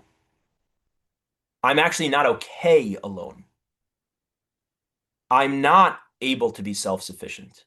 I am incomplete. I am fundamentally incomplete. Or if Shachatovitz writes in the Sefer, he's like, it's like a car with two wheels and doesn't have wheels on the other side. It's like, it doesn't matter how fancy the car is. It doesn't matter if it has gas in it. Like, it can't go. It just can't go. Or it's a car with wheels but no engine, or whatever you want to call it. There is something fundamentally missing and incomplete in a person without deep, intimate relationship, and specifically without marriage. The male part is missing without the female part. We need to build that in to our culture so much more deeply from the outset in so many different ways. But what do we do if we don't have that? So the question was, what do I do if I didn't grow up with that understanding? I would start by thinking about how much we're actually on a even just pragmatic level. How many people are you dependent on all the time? You drive down the street to get to work. So you think, I am self-sufficient. I have a good job. I make money. I provide. Let's just think about how many people are involved in you even just getting to work. How many people are involved in you making the car, in making the car that you drive, and in the gas or the electricity, depending on in the car that you drive, and in you being able to get the car that you drive? And how many people are involved in making and running the traffic lights that allow you to drive safely? And how many people are involved in clearing the garbage so that the streets don't have garbage in them? And the sewer system so that your streets are not flooded with sewage? And how many people are involved in the building that you work in and in the job that you work at? In any given moment, if you stop, even right now, you stop and think about the fact that we're using Zoom from our homes with internet and electricity. At any given moment, if you stop and think about it, there are thousands of people, if not more, that are involved in enabling you to essentially do anything you're doing at that moment. And if you ever pause and think that you're doing something that might not be true about, so as a Jew, we can also remember that even at that moment, we are utterly and completely dependent upon Hashem. As the Baal Shem Tov says, don't be embarrassed to daven, flailing your arms, kicking and screaming as if you're drowning in the middle of the ocean. Because, in fact, you are. At any given moment, if not for Hashem providing for you. We don't believe in self-sufficiency at all, on any level, to the divine and to other humans. And the other thing I would suggest is to start getting in touch with emotions in a very simple way. If you Google feelings wheel, you'll get a list of different emotions. And then what I would suggest to do is on a daily basis, once a day, twice a day, doesn't take long, ask yourself, make a little list. I have this. If I can send this out, whatever it is. I just made this, but you could do it yourself. It's nothing complicated. Make a list, a chart that has different columns. The first column is situation. What's the situation you're in? I just got to work, right? Or I'm going to sleep, or I got in my car. That's the situation. The next is thought. What am I thinking? Thoughts are sentences. Next column, emotion. Emotions are only one word. People often say thoughts when they think they're describing emotion. Emotions are one word. And use the feelings wheel to figure out your emotion. And then if you want extra credit, you can even do body. Physically, what am I noticing in my body in this moment? So you write down the situation. Now, in this situation, what am I thinking? Right? So I just got to work late. What am I thinking? I hope my boss didn't see. What am I feeling? Anxious or angry at my wife for making me late. Okay. Body. My face is red. My jaw is clenched. Whatever it is. Or take a positive situation.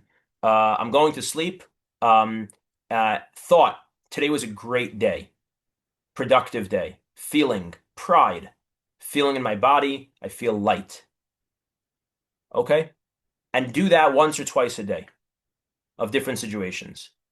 before even expressing to anybody else, just to start building language, building awareness, building capacity for feeling and experience.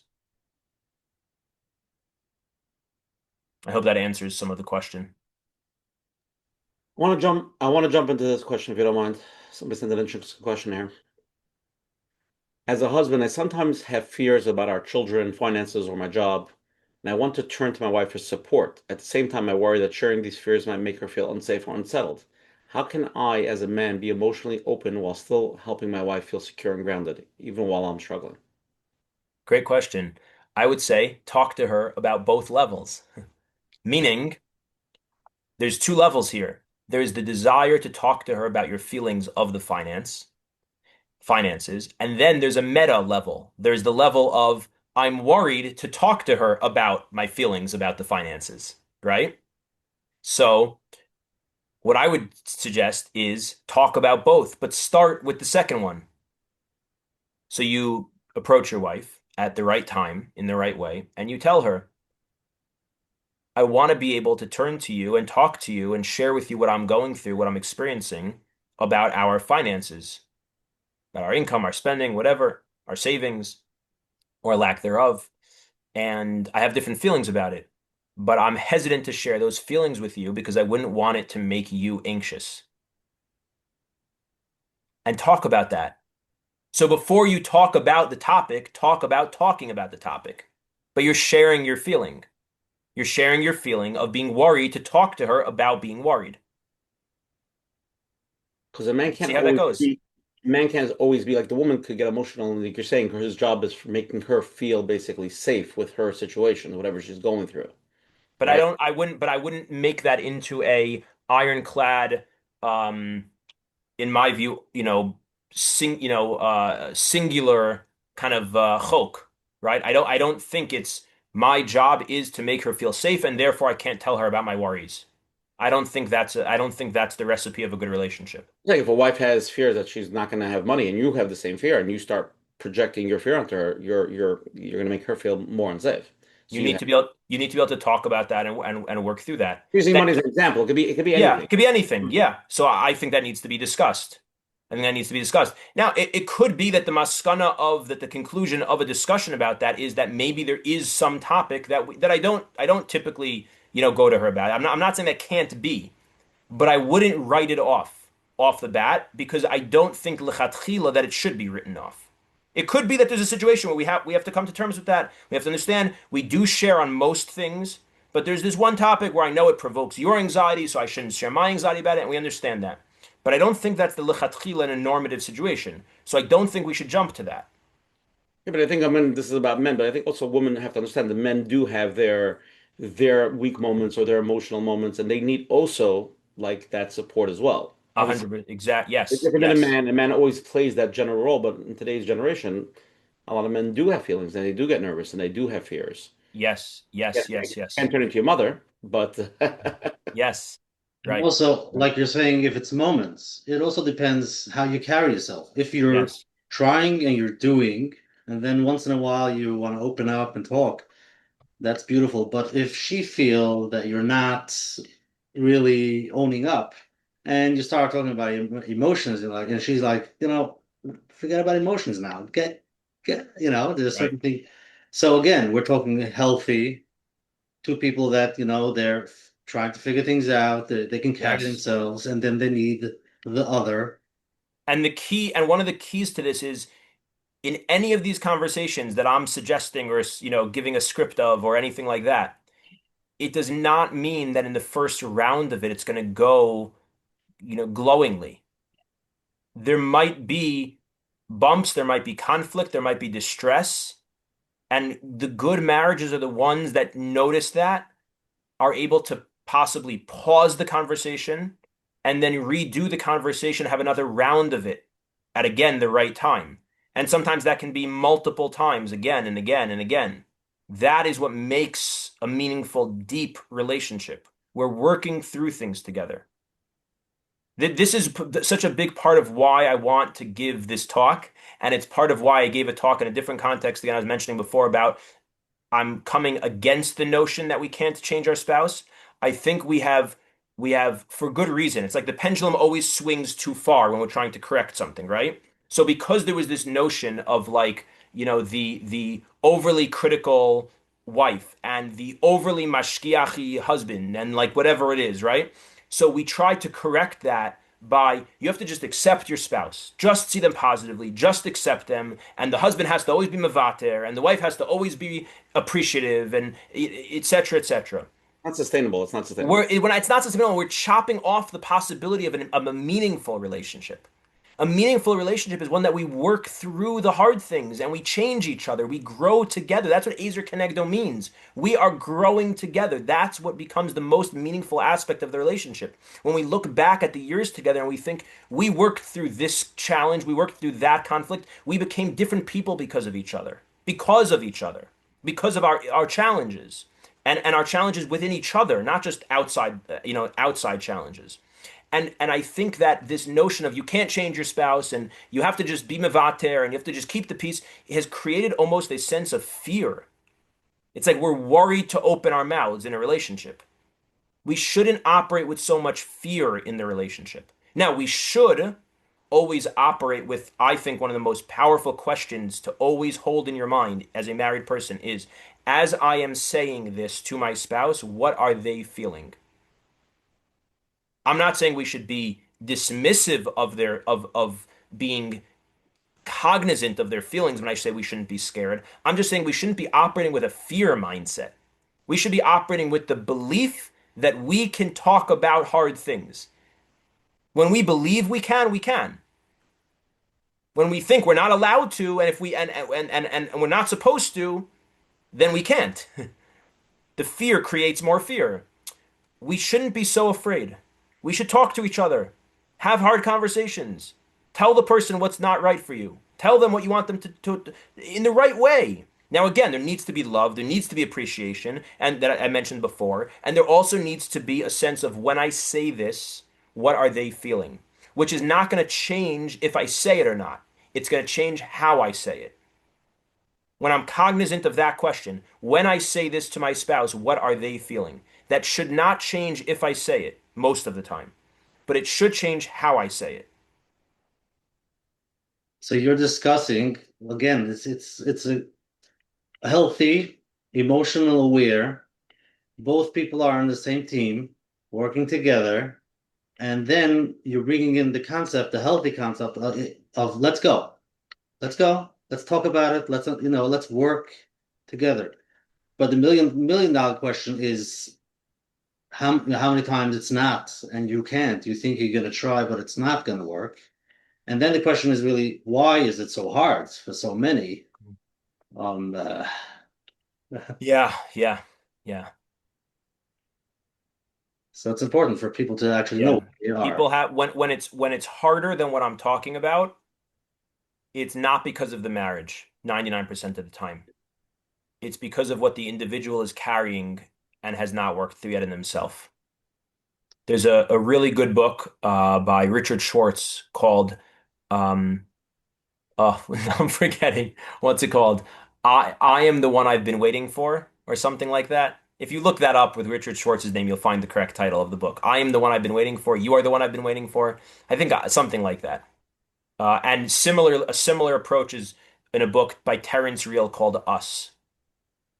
When it's harder than that, when it's harder than what I'm talking about, meaning Look, you are the one you've been waiting for. Yeah, oh, thank you. You are the one you've been waiting for. Thank you. Yes, by Richard Schwartz, or Us by Terence Real, where they both describe, again, what I'm talking about is going to have aspects that are hard.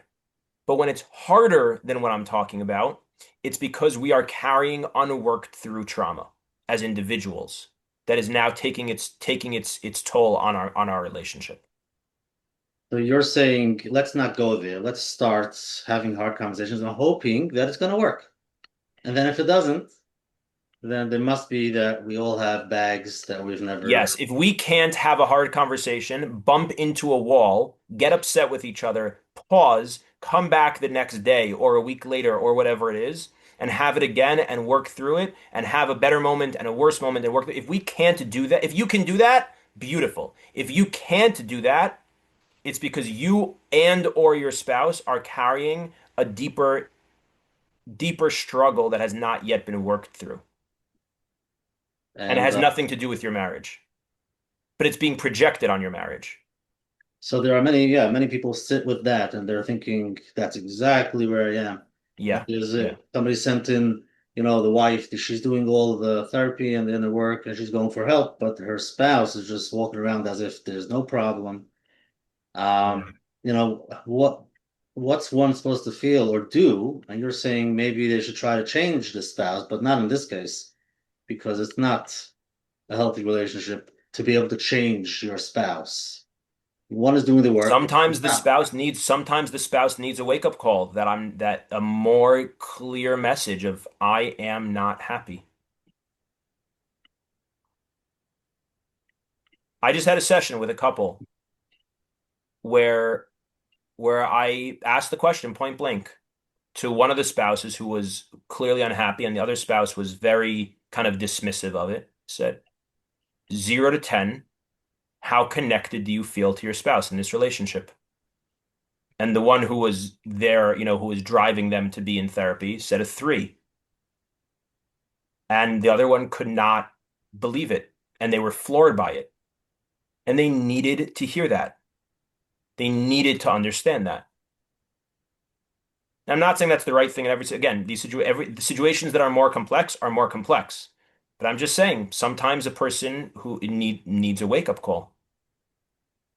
Now, the person giving the wake-up call needs guidance on that and needs to think before they give a wake-up call, because they need to think about what are the possibilities of where this is. I'm not saying we should be reckless. Person in situations like this needs much more specific guidance, because you need to think about, what do I want to do? What are the options here? Am I happier accepting this as it is, or am I looking to take higher risk, higher reward by shaking something up? But I need to own the decision. I need to own the decision I'm making about what I want to do with this situation. She wants him to show up to go to therapy. I understand, but the situation is that right now he's not, right? So my point is, she needs to think and work through, again, probably with somebody who can help her really work through this before she does anything. What are my options in this situation? And which option do I want to choose? And now I need to take ownership of the option I'm choosing. Mm-hmm. Meaning people are often falling into the view that I don't have an option. This is just how it is. You have an option. You have to think, you have options. You have an option of choosing to just live with this. You have an option of setting off a bomb. I mean that figuratively, but I mean that, right? There's different options. You have to think about what your options are and own the choice you're making. Another question is, when the husband did try and opening up emotionally, sometimes they get burnt. And it could be the other way also. Yes, yes. When the other side doesn't understand how to be able to listen to those vulnerable. Yeah. I think at least one side needs to have the healthy to know how to carry. It's vulnerability is a hard piece. Yes. Yeah. Yeah. Okay, there's 2 more questions I want to get to, then we'll go to the closing segment. Somebody sent in, my husband loves to travel. He always wants me to come with him. Many times I make arrangements and I try to go. Sometimes it's not possible. He feels like he could still go traveling when I can't because he wants to see the world. I can't always leave the family and fly because I'm a mother. Should a husband be traveling for pleasure when his wife can't accompany him? I hesitate to answer such a specific question without knowing more about the situation. But as a general response, I would say there's probably something from what I'm hearing described. I think there's probably something in the middle that needs to be worked towards. Meaning both sides need to need to have a little bit more understanding of how their needs are affecting the other person's needs, or their wants are affecting the other person's wants. So meaning he needs to understand a little bit more about how his travel affects her, and she needs to understand a little bit more about how his not traveling might affect him, right? But it depends too much on the specifics. Just want to mention that we had this from one of our shirim also, like one of the strongest parts of marriage is when two people don't agree, or they don't want to do the same thing, or they want milchiks and he wants fleishiks. It's how you could have that conversation and come to a resolution which can grow the marriage. It's also very good chinuch for kids. Somebody's once saying, Yes. it's not good to show your kids you never fight because people do. Right. It's good to show people how you fight and how you work through the fights and how you come to resolutions in a peaceful way versus never making believe like everything is always perfect and then all of a sudden they get married and they're fighting with their spouse. People Yeah. disagree and then you could communicate how to. One last question I just want to end with. It's more like global, but what does it, somebody sent in a man, what does emotional safety actually mean from a wife's perspective? For example, is it hearing confidence in the husband's voice when things are uncertain, seeing him stay calm under pressure, or knowing he's handling worries without any burden? Like the husband doesn't understand, what does it mean emotional safety that a woman should feel that she's I wouldn't think it means any of those things. I would think emotional safety means that when I express my emotions, they will be heard and treated with respect and care. I think it's 5 words. I once counted it so that I could say this, but the five most powerful words you could say to somebody in response to what they've told you is thank you for telling me. Before you say anything else, thank you for telling me. Even if they're telling you something not great, even if they're telling you something you disagree with and you want to push back on, thank you for telling me so that now we can talk about it and I can tell you my point of view. Thank you for telling me. That is emotional safety, as opposed to so many other ways of dismissing and gaslighting and rejecting and making the person feel, whatever, a million different ways that could go. Emotional safety is that the person feels that I can share my emotions and they will be heard and treated with respect. Being aware of the emotions, being able to hold it, and not to compare, but then for those who can't and then they lose it, they have to do what we had Dr. Wickler. He's like, they have 24 hours to wait to respond. Mm, Can't respond right away. yeah, Sorry. yeah, yeah. Because okay. Let's go to the closing segment here. Okay, Shkoyach, first of all, Rabbi Yakov Danishefsky coming on again. Really appreciate it. Very deep conversation. So much more to talk about. And Yes. when you're coming back, older men want to know when you're coming back for the woman's role, but Menachem should be Someone else could do that better than me. yeah. Bring on your partner. Yes. Goldbaum. Yes. Again, You should. Menachem, every Sunday night this year, this time, 9 p.m. on the Zoom ID. Next week, January 4th, will not be a shir. Next week, January 14th, will be the next shir. Please let people know about it. Menachem, when we have the flyer and we confirm the guests, we're going to send it out. And everything's recorded on menachemberfeld.com. If anybody has any questions, please email coachmenachem@gmail.com. Rabbi Yakov, people want to know, first of all, about the course. I don't know if you can send Menachem the flyer, we can email it out to everybody. Anybody wants to get a hold of you, do you want to give an email? Is there a website? Like if somebody wants to ask you something? Sure. Yeah, sure. So my email is Yaakov, Yakov. Make sure you note that spelling, not two A's, Yakov at mindbodychicago.com. You can email me there. Also, WhatsApp is fine. I post a lot of different talks and different things to my status and WhatsApp group. My number is 201-970-2976. So you can follow there. And my book is called Attached. Mir Hashem, this year I have a Haggadah coming out, the Attached Haggadah. It's taking the concepts of deep inner healing through the Seder. Through Yitzias Mitzrayim. Mitzrayim is our constriction and how we have freedom from that. So Mitzvah Hashem, that'll come out for this Pesach. So keep an eye out for that. And the course is right now already undergoing, but we do, Mitzvah Hashem, plan on starting another round of the course. So I'll send the information for that. Yes, we'll send it to Menachem and Menachem will send it on. Hopefully we'll get another course. Like you said, there's the men's, the women's, and you split it up and you guys sort of work hand in hand.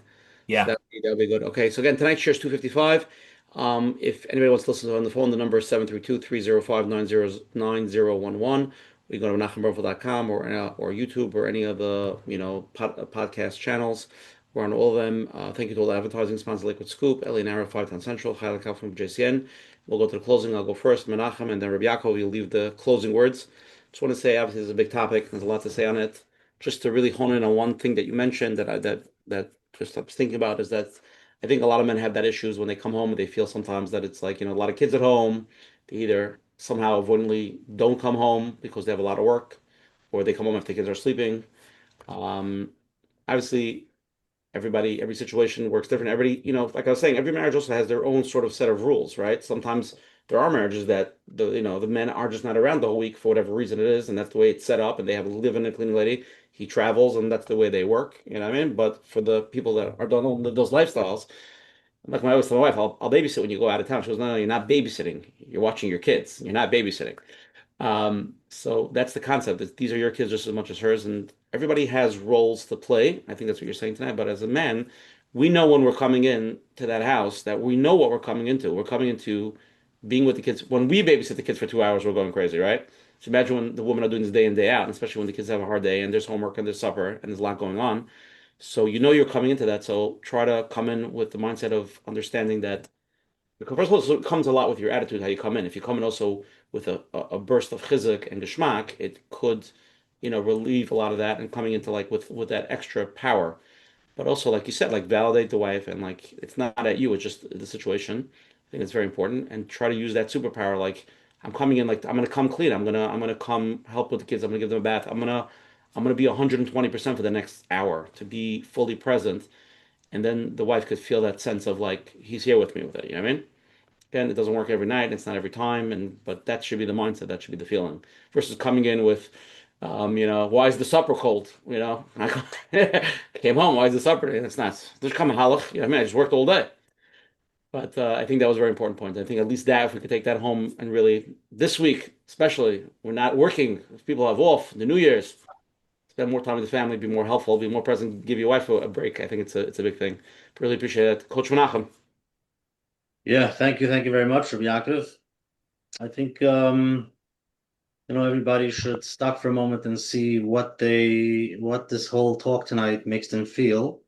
Everybody is in a different situation, different state, different experience, and like we heard, we all, stuff. Some could have the hard conversations, and some have to learn and have to try it out, and hopefully you can move a little bit closer to what we want.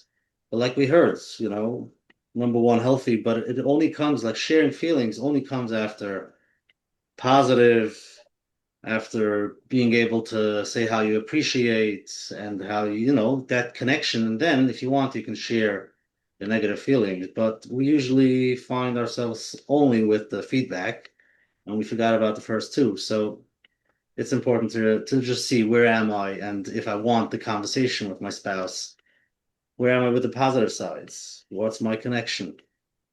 So that's important. So Hashem shall help us all. Mitz Hashem, Siyata Dishmaya, and thank you very much for being with us tonight. Rabbi Yaakov, give us your Yeah. closing words that we should keep something to take away with us. Okay, closing words.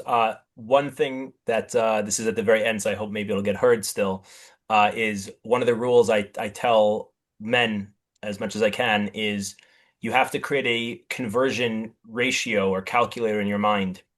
8 hours of work at the office equals 1 hour of your wife being home with the kids.